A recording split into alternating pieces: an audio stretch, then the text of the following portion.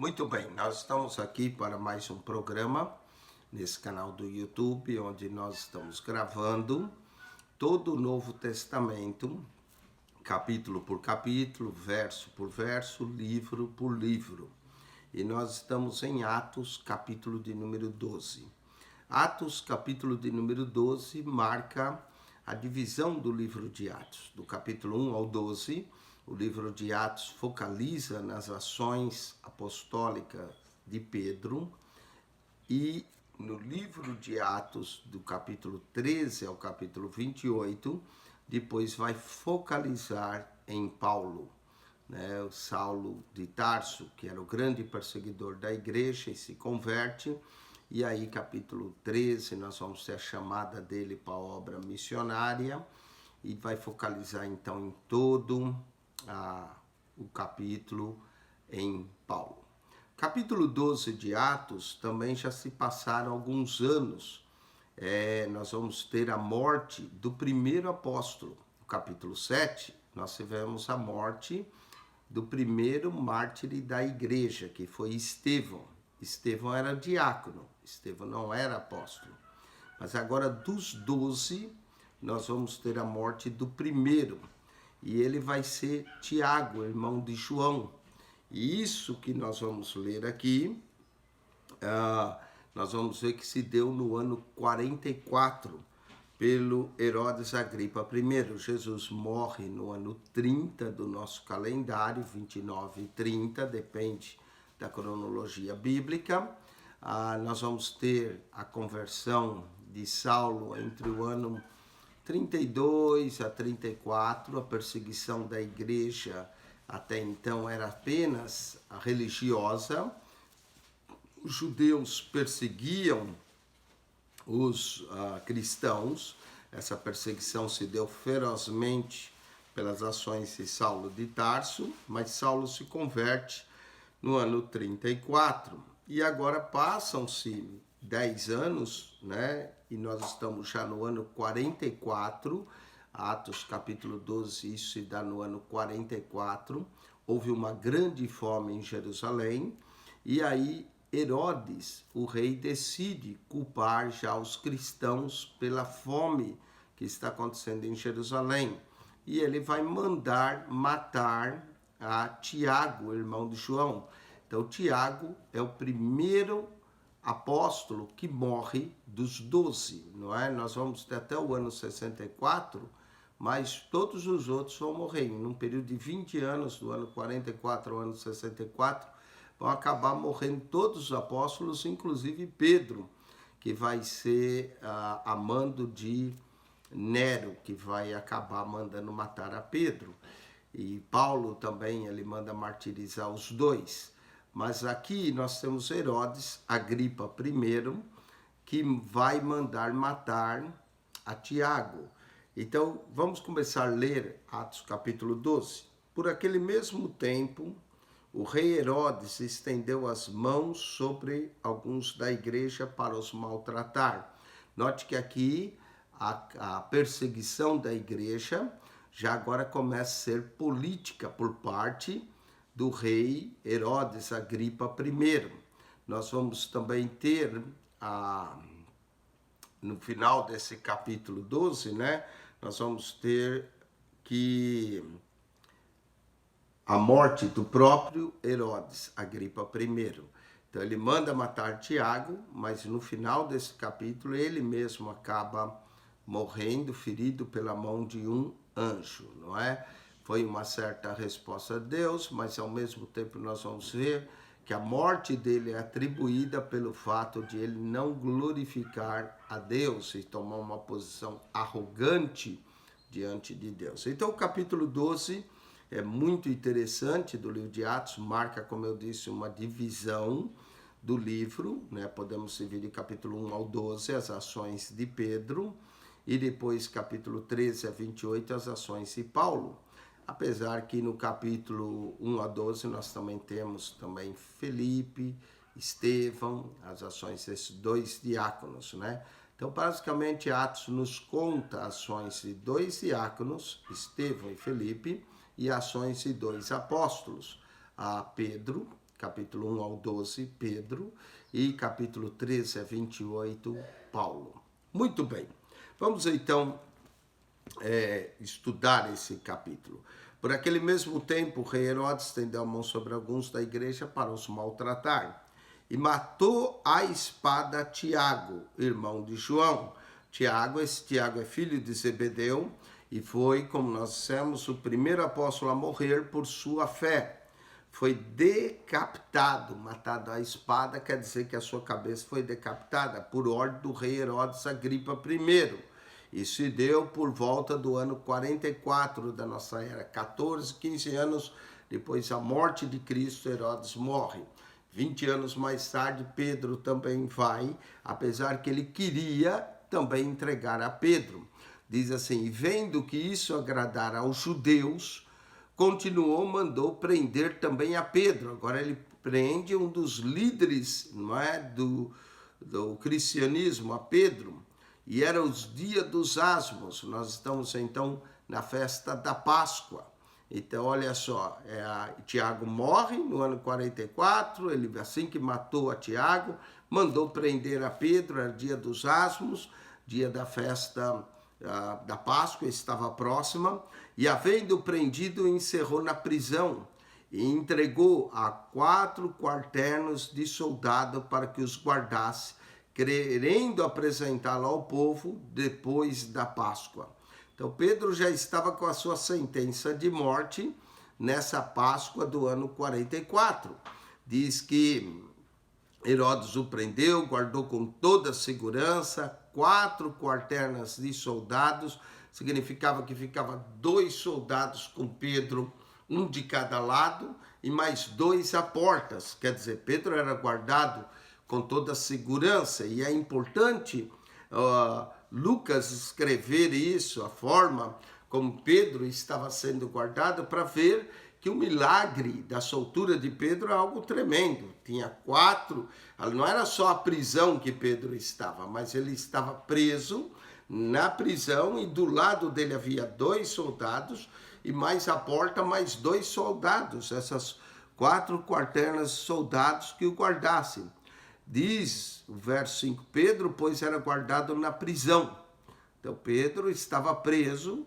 Além de estar preso, ainda havia 4 soldados acompanhando, 2 à porta, 2 do lado dele, era guardado na prisão.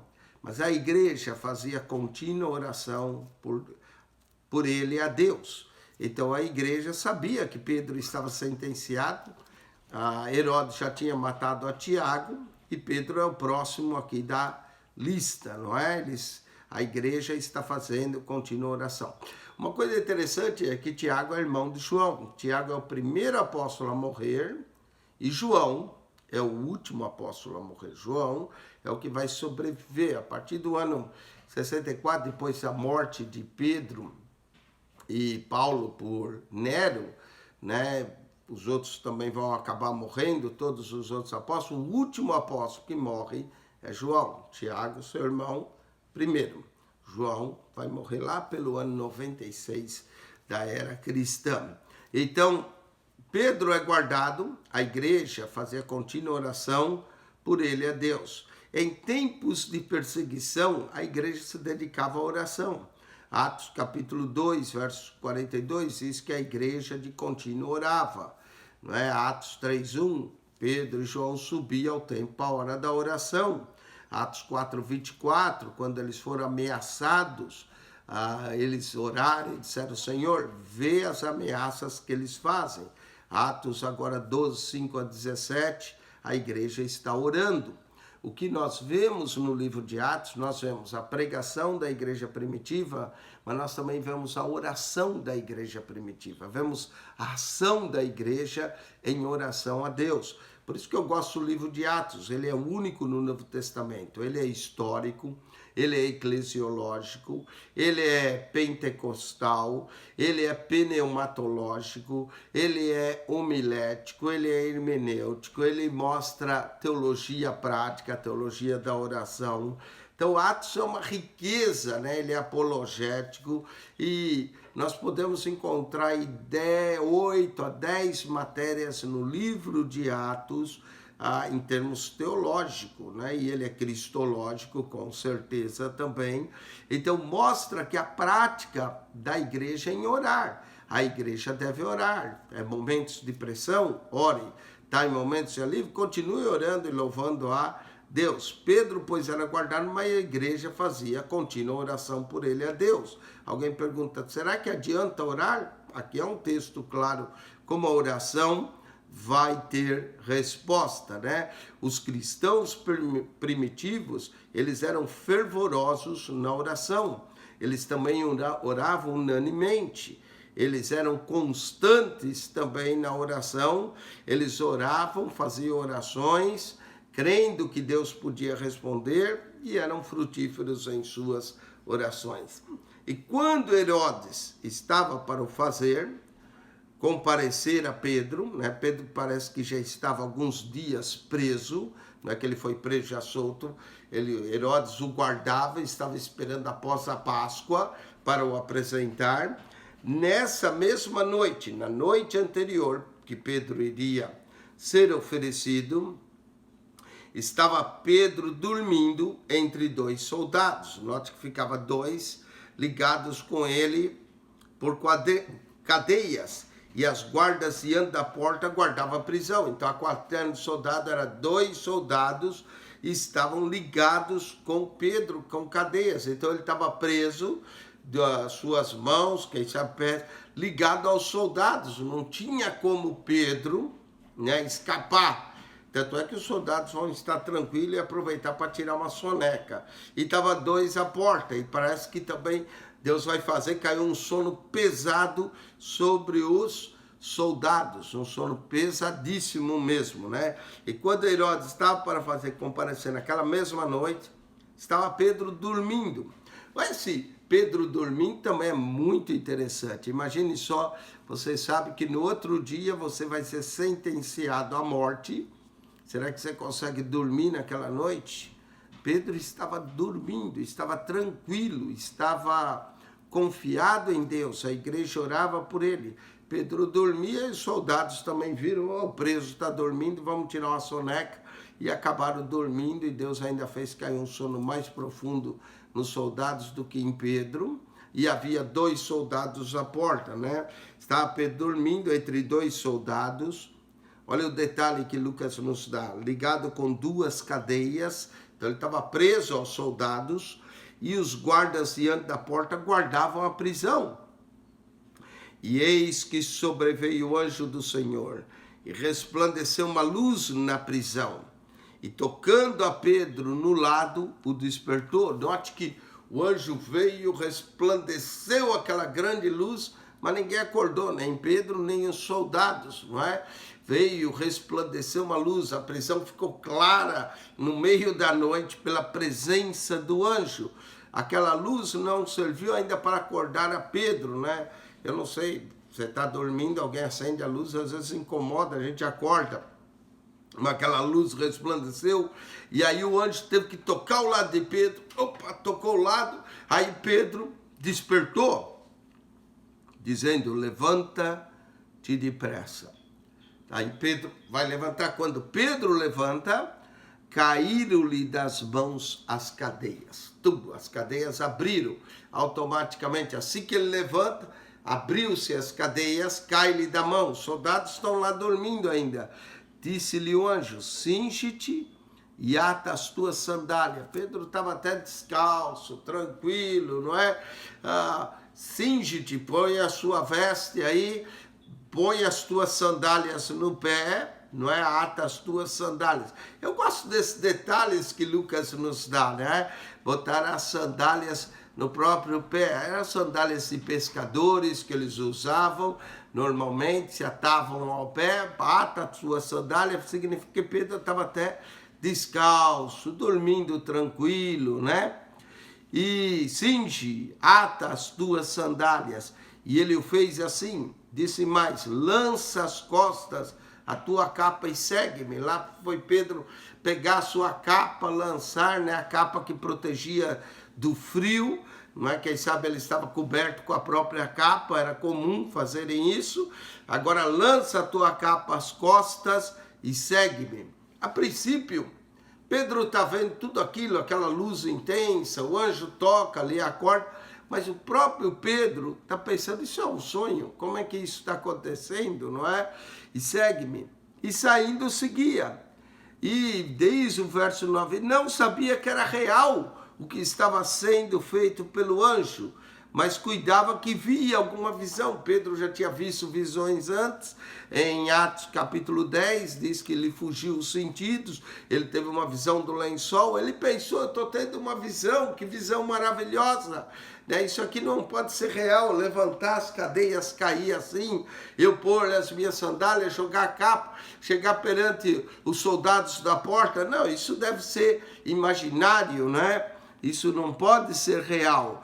Próprio Pedro estava vivendo aquilo, mas não achava que era real, que estava sendo, mas cuidava que via alguma visão. Ele falou, estou tendo alguma visão de um livramento, de uma libertação aqui, mas isso não pode ser real. E quando passaram, a primeira e a segunda guarda chegaram à porta de ferro.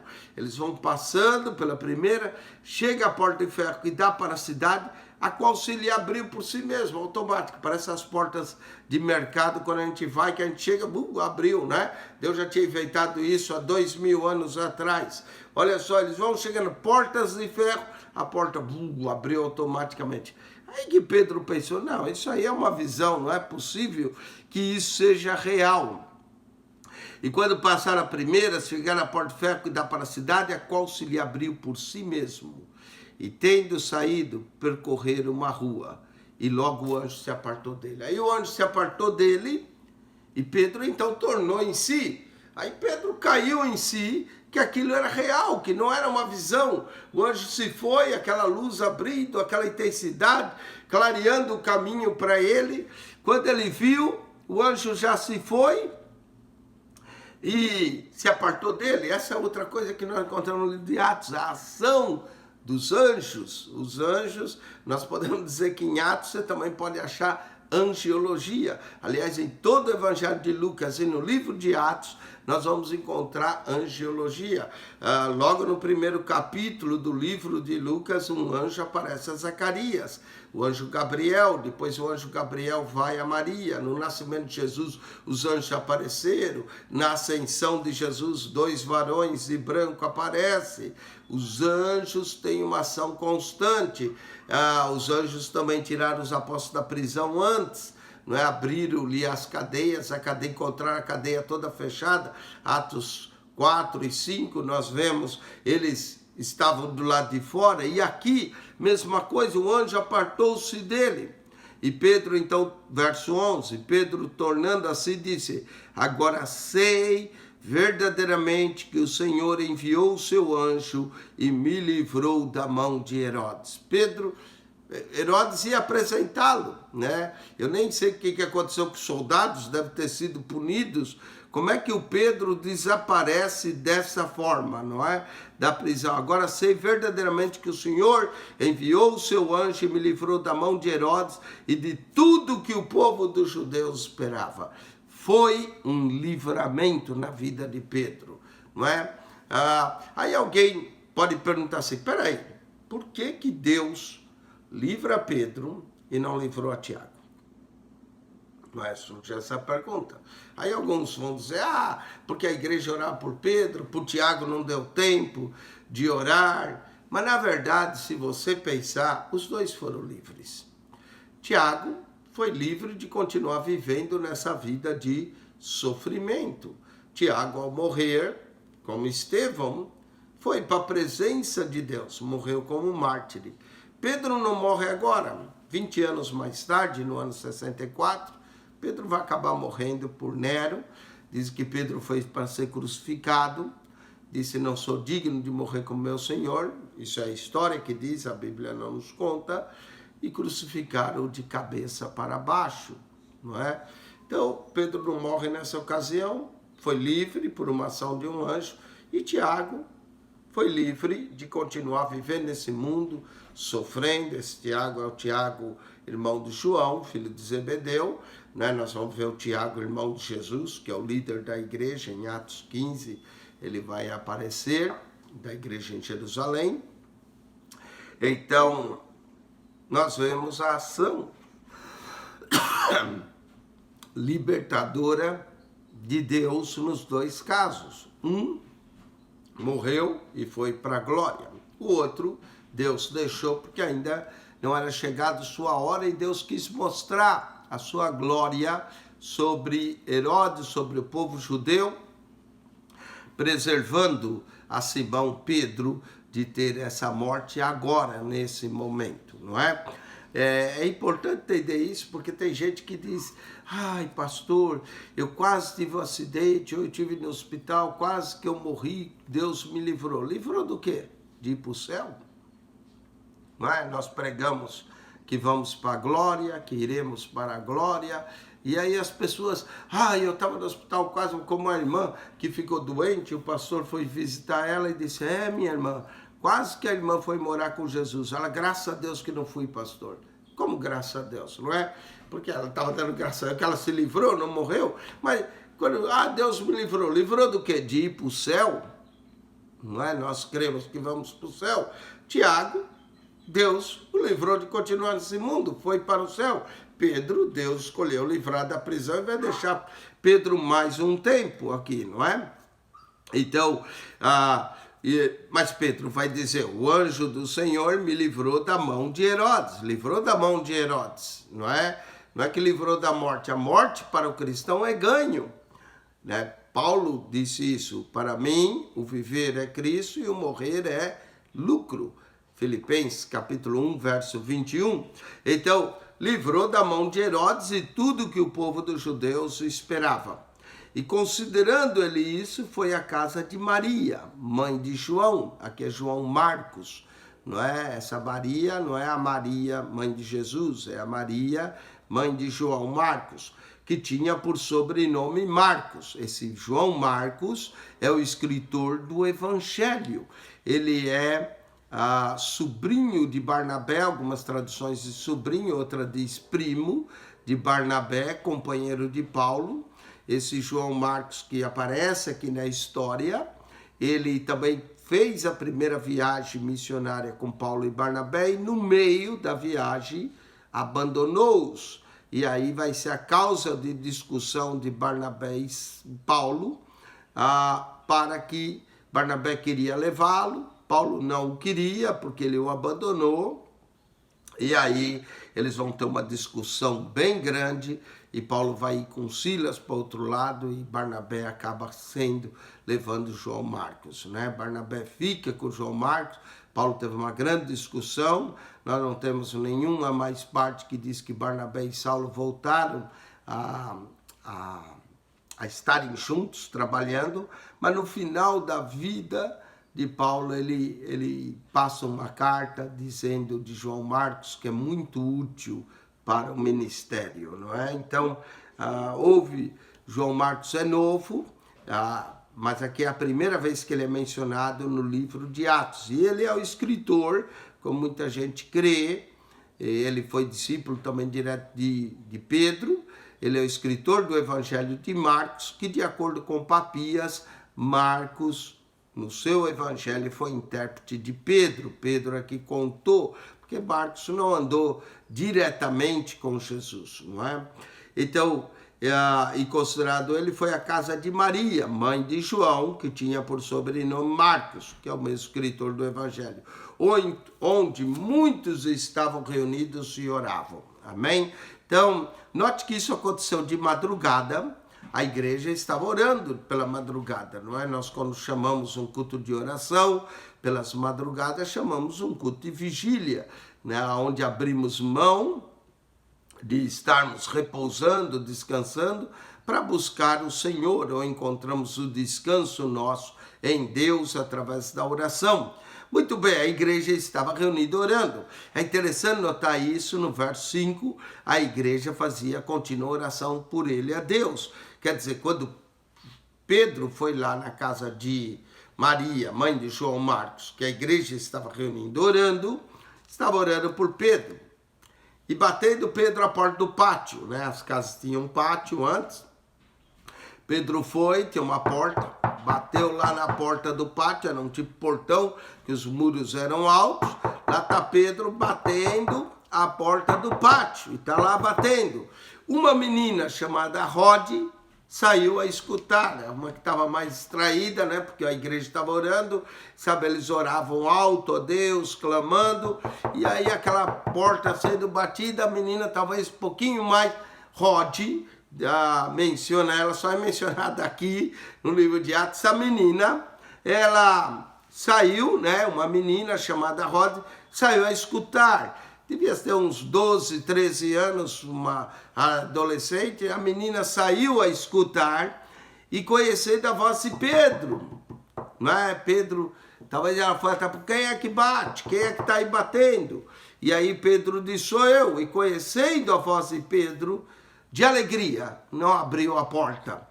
Interessante, a menina ficou tão contente a saber que Pedro estava lá fora, a igreja estava orando por Pedro, ela nem sequer abriu a porta, mas correndo para dentro, anunciou que Pedro estava à porta.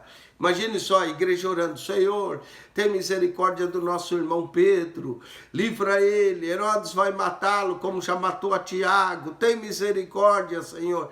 E Deus já tinha ouvido a oração da igreja. E aí vem a menina para dentro e diz, gente, Pedro está lá na porta, Pedro já saiu, Pedro está na porta, mas ela não abriu. E disseram eles, está fora de si.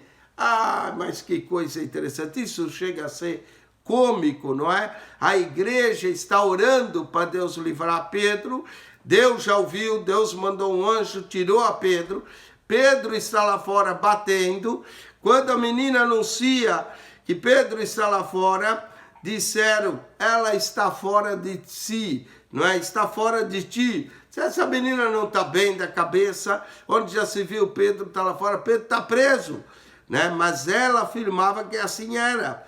E aí eles diziam, é o seu anjo. Sério, é o anjo, né?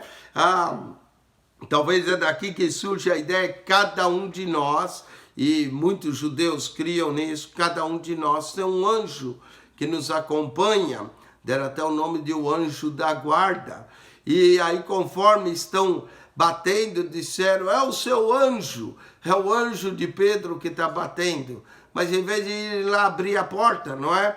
Que é Pedro que está lá a porta batendo. Foi mais fácil Pedro sair da prisão do que entrar na casa de Maria, porque a porta estava cerrada. O anjo abriu a porta da prisão, mas lá, a porta onde eles oravam, eles que tinham que abrir, não é?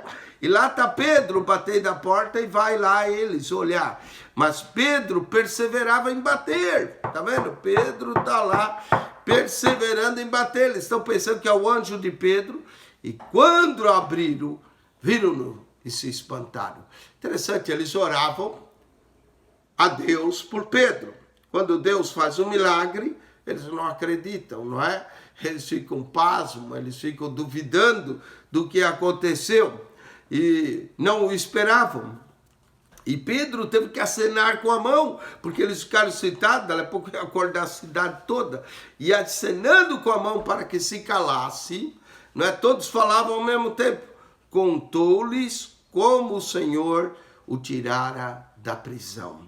Uau! Foi uma ação de Deus, a igreja viu a resposta da sua oração e disse, anunciar isso a Tiago e aos irmãos. Esse aqui, claro, não é Tiago que tinha sido morto, não é? Mas ele estava dizendo, Tiago, esse é o irmão de Jesus, o líder da igreja, anunciar a Tiago aos irmãos e saindo partiu para outro lugar. Não é? Pedro não ficou ali, ele saberia que certamente Herodes ia mandar procurá-lo, não é? Pedro simplesmente se retira para outro lugar. E Pedro aqui vai praticamente desaparecer de cena no livro de Atos. É praticamente a última vez que o livro de Atos menciona, a não ser no capítulo 15, né? Que aí ele aparece já no concílio de Jerusalém. Mas as ações de Pedro vão se encerrando. Aqui, praticamente no capítulo 12, vai haver um concílio, mas o foco do concílio é também os trabalhos missionários que Paulo anda fazendo entre os gentios. Pedro, então, vai falar, né, vai mencionar quando ele teve também a casa de Cornélio, vai defender a Paulo, não é? Mas Pedro aqui praticamente as ações de Pedro, vai quase que se encerrando aqui em Atos 12, voltando apenas em Atos 15, e depois não menciona mais a Pedro. E anunciar isso a Tiago, os irmãos, e saindo partiu para outro lugar. Verso 18 do capítulo 12. E sendo já dia, amanheceu o dia, houve não pouco alvoroço entre os soldados sobre o que seria feito de Pedro. Imagine os soldados de manhã, acordam de manhã, cadê o preso? Cadê o preso? 2 soldados presos com ele, cadê? O homem desapareceu. O que aconteceu? Não é possível que o homem tenha saído. Havia as cadeias estão caídas aqui. O soldado estava à porta, como é que ele passou a porta? Diz que houve grande, não pouco alvoroço entre os soldados, o que seria feito de Pedro. E quando Herodes o procurou e não achou, feita a inquirição às guardas, mandou justiçar os guardas, não é? Ou seja, esses guardas vão sofrer alguma punição pelos fatos. Herodes busca, cadê o homem? Desapareceu. Chama os soldados, fez inquirição aos guardas e mandou justiçar, mandou punir aqueles soldados, porque para ele Pedro fugiu, Pedro escapou e os soldados não viram. E partindo da Judéia para Cesareia, ficou ali, não é? Então Pedro vai se refugiar em Cesareia. Pedro praticamente sai, né, praticamente da Judéia para Cesareia. Herodes, né, aqui quando partiu da Judéia para Cesareia, alguns também atribuem que é o próprio Herodes. Ficou ali. E ele estava irritado com os de Tiro e de Sidom. Agora está falando de Herodes. Esse Herodes que já tinha mandado matar, Herodes Agripa I, que tinha mandado matar a Tiago, agora ele vai ter a sua punição pelo próprio Deus. E ele estava irritado com os de Tiro e de Sidom, mas esses vindo como um acordo ter com ele e obter a amizade de Blasto, que era camarista do rei, pediam paz, porquanto o seu país se abastecia do país do rei. Então, havia, parece que, um problema entre os de Tiro e Sidom, mas que se abasteciam, e vão falar com Blasto, que é o camareiro, é o homem que arruma, né, as coisas do rei, o camarista do rei, pediam paz porque o seu país abastecia do país do rei. E num dia designado, vestindo-se Herodes às vestes real, estava sentado no tribunal, eles dirigiam a palavra, não é? Quando os reis se aceitaram, eu até expliquei isso, a expressão de Jesus em capítulo 10, vós sois deuses, não é? Tem a ver com o Salmo 82, quando eles se assentavam a julgar, decidiam as coisas, decidiam o futuro, eles eram considerados como deuses. E aqui está Herodes Agripa I, com suas vestes reais, assentado no tribunal, dirigindo a palavra, e o povo exclamava, voz de Deus e não de homem, não é? Parece que Herodes Agripa era versado no falar, tinha uma voz poderosa de autoridade, e conforme ele está ali sentado no tribunal, declarando as coisas, o povo vai começar a dizer, voz de Deus, ou seja, Deus está falando na sua boca, né, por você, e não de homem. Mas no mesmo instante, ele está ali, feriu o anjo do Senhor. O anjo do Senhor também estava ali. Por que o anjo o feriu? Porque ele não deu glória a Deus. Quando eles disseram voz de Deus, ele deveria dar glória a Deus. Isso aqui é uma lição também para todo pregador que prega, Deus usa. Muitas vezes ele pode ser a voz de Deus, e às vezes as pessoas veem, oh pastor, que grande pregação, oh pastor, como o senhor é um homem de Deus, dê glória a Deus, não é? porque é Deus que nos usa, é Deus que coloca a sua palavra em nossa boca para nós falarmos, entregarmos a mensagem. Muitas vezes o mensageiro, ou na maioria das vezes, nem sequer é perfeito, mas Deus usa a voz do homem para falar com o povo, não é? E Deus usou a Herodes aqui, e olha que nós estamos tratando de um rei que nem sequer é cristão, mas era judo, era o rei que estava na linhagem, se assentava lá no trono de Davi para julgar o povo, e eles dizem, voz de Deus e não de homem. No mesmo instante, feriu o anjo do Senhor. O anjo do Senhor lhe feriu, porque ele não deu glória a Deus, e comido de bichos expirou. Que morte terrível teve esse Herodes, não é? Uma forma também de retribuição pelo que ele fez a Tiago, mas aqui é porque ele não dá glória a Deus, e é importante que dá glória a Deus. Quem não dá glória a Deus acaba morrido, comido de bichos, né? E expirou. E agora vai continuar Lucas dizendo como Deus continuava agindo, e a palavra de Deus crescia e se multiplicava. Como é que a palavra de Deus cresce, não é? Crescia no sentido daqueles que criam na palavra de Deus. A palavra de Deus crescia e se multiplicava. Como é bom quando a palavra de Deus é espalhada, cresce, se multiplica, não é? Mais fiéis. E Barnabé e Saulo, havendo terminado aquele serviço, voltaram de Jerusalém, levando também consigo a João, que tinha por sobrenome Marcos.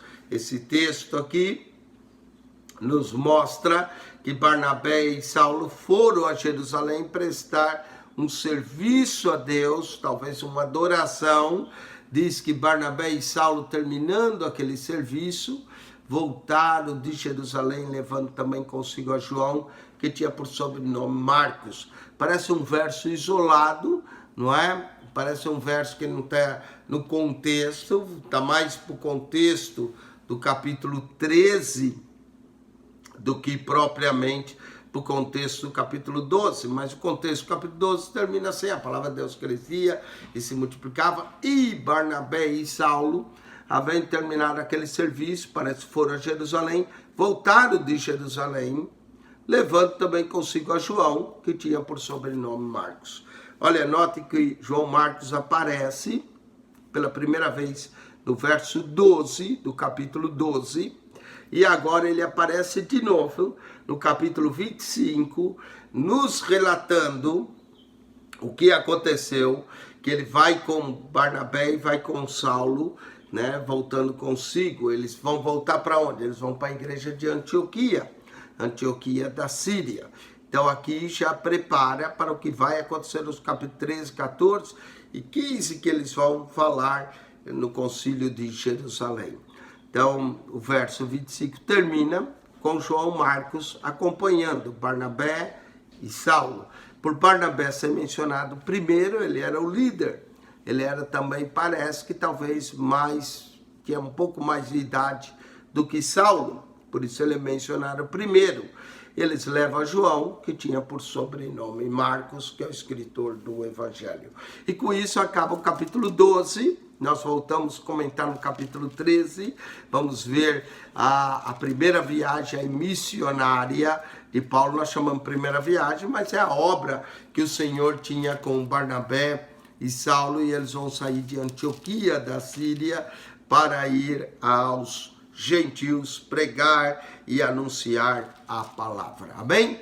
Volte para então assistir o capítulo 13 de Atos dos Apóstolos. Também assista o comentário que nós temos no capítulo 11, 10, 9, a introdução do livro. Espero que você esteja gostando dessa aventura de Atos capítulo 12, que nós falamos. Algo tremendo, um milagre tremendo. Temos a morte do primeiro apóstolo, temos o livramento de Pedro, amém? É uma coisa tremenda mesmo. Divulgue o nosso canal, fale para os seus amigos, se tem sido de bênção para você, mas ajude-nos a divulgar para que mais pessoas ouçam a palavra de Deus. Quem esteve convosco mais uma vez, pastor Eugênio Piacentini, Que a graça de nosso Senhor e Salvador Jesus seja contigo, o amor de Deus, o nosso Pai, e a rica e doce consolação do Espírito Santo de Deus.